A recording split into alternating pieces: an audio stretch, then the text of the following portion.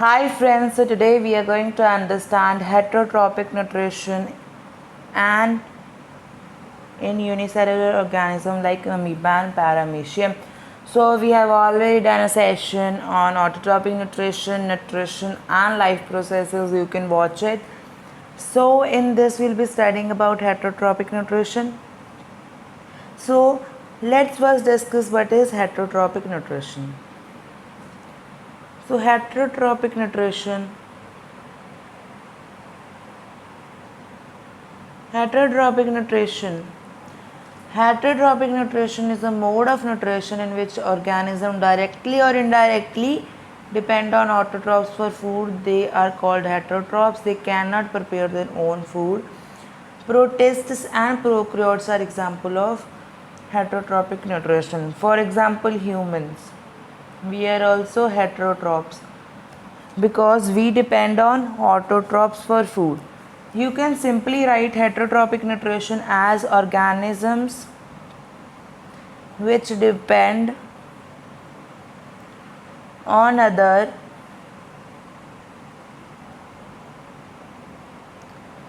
living or dead organism for food. So this will be a simpler definition.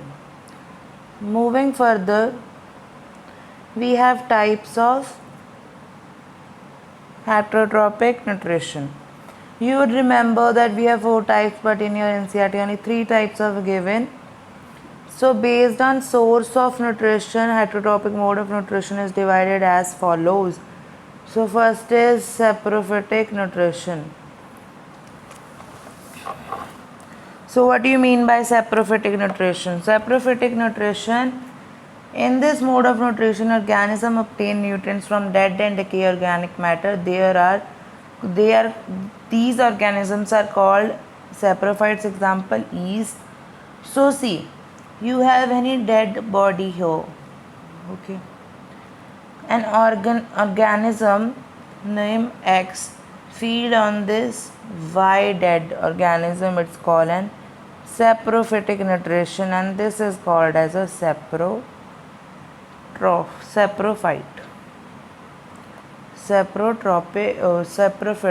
nutrition. So parasitic nutrition, in this mode organism lives inside or outside the body of an organism. It takes nutrition from other organism without killing it.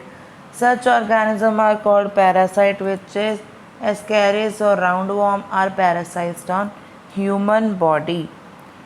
So here you need to understand one important thing about parasitic. So as you know that parasitic nutrition can be of 2 types. 2 types, like for example endoparasite and ectoparasite. Endoparasite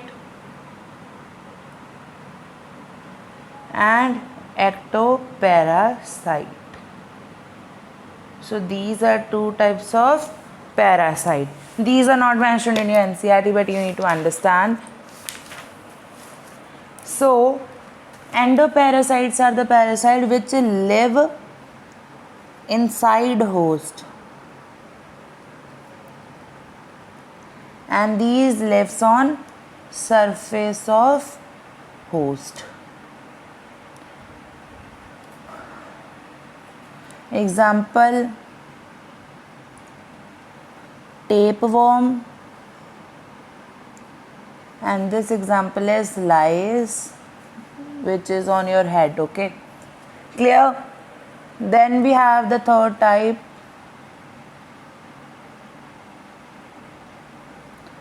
Holozoic nutrition, the organism which feed on the complex matter. This matter is digested and nutrients are absorbed. Example, human beings.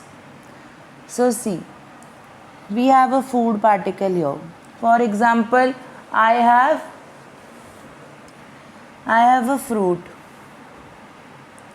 We eat it as whole. Then there is digestion. then it is breaked into simpler. It is called an Holozoic nutrition. So let me read the definition for you. Organism feed by ingesting whole food material. Food is digested and absorbed inside the animal body. Now Holozoic nutrition can also be of 4 types. So Holozoic nutrition can also be of 4 types. We have Holozoic. So first is herbivores.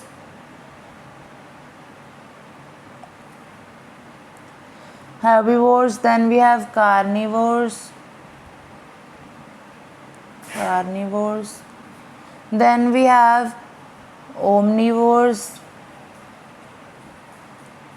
and last scavengers. So herbivores are which are totally dependent on plant-based food. These are totally dependent on animals. These are both animals, and these are on dead flesh. So this is types of Holozoic nutrition. So this is all about understanding of types.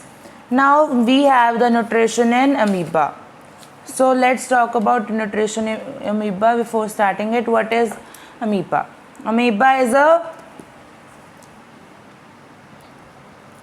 Amoeba is a unicellular organism. It's a unicellular organism. It is a protozoa. Protista kingdom can keep changing its shape. So this is amoeba. One more important feature about amoeba is irregular of the shape, and it can make false feet called as pseudopodia.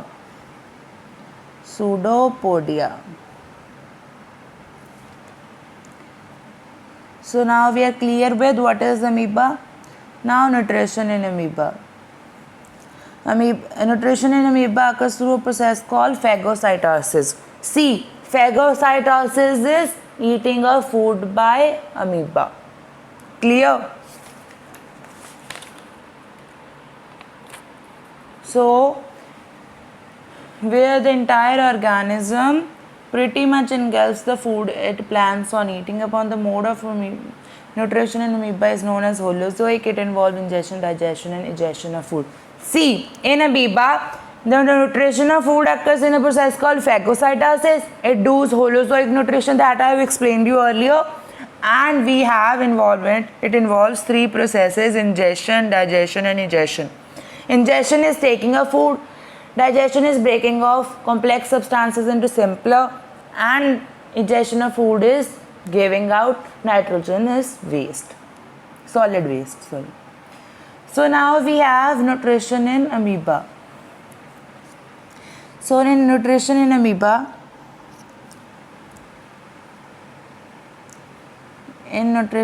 amoeba, first cell moves towards the food particle.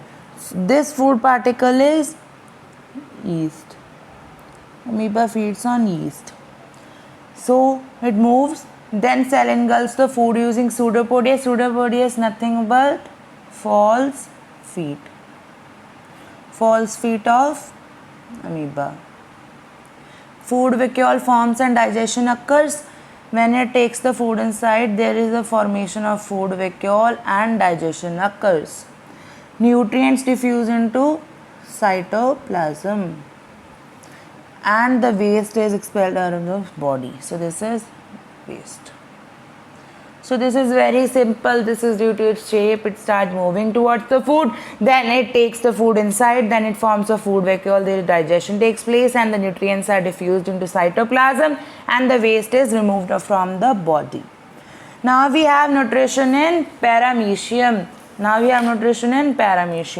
So now first talk about what is paramecium. So paramecium is a unicellular organism. It's a unicellular organism. It's a protozoa, same as amoeba, but it has a fixed shape. It has a fixed shape. So now it also have a speciality. What is that speciality? So its shape is like this. So here on its body it have hair-like projections called cilia. These cilia facilitates movement and also the movement of food.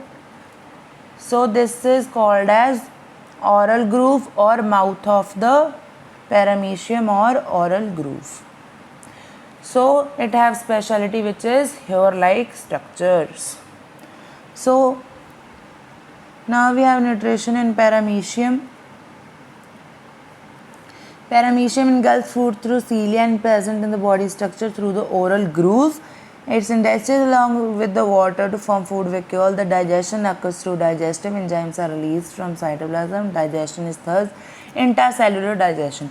See, paramecium engulfs food through cilia. Cilia gives the food to oral groove. It get ingested in the food vacuole, and then it get digestion occur because of digestive enzymes, and it is nutrients are released in cytoplasm, and digestion is termed as intracellular digestion because it is occurring inside the paramecium cell. Then we have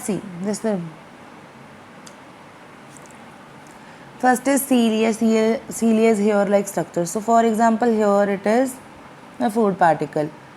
Cilia will wave like this, this. Okay. Cilia will wave like this and it will reach the food.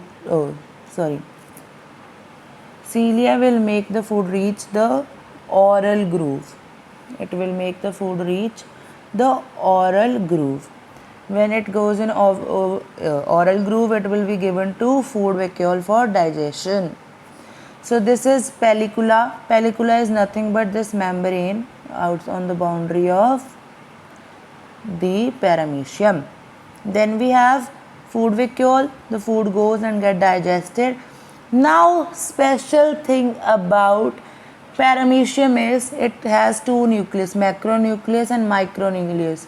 So one of them is responsible for other activities and one is just responsible for DNA copying for reproduction. Then we have contractile vacuole. In this vacuole, you have studied in class 9th, it has stored air, also it carries waste for some purposes. Then we have anal pore. The waste is moved out of the body through this anal pore. This is oral groove, also termed as mouth. Clear? So thank you. Hope you understand. So now the thought of the day is study today or regret tomorrow. So everyone, please study hard. It's the time to rock and shine. And thank you. Hope you understand heterotrophic nutrition. If you like the video, hit the like button and subscribe to our YouTube channel.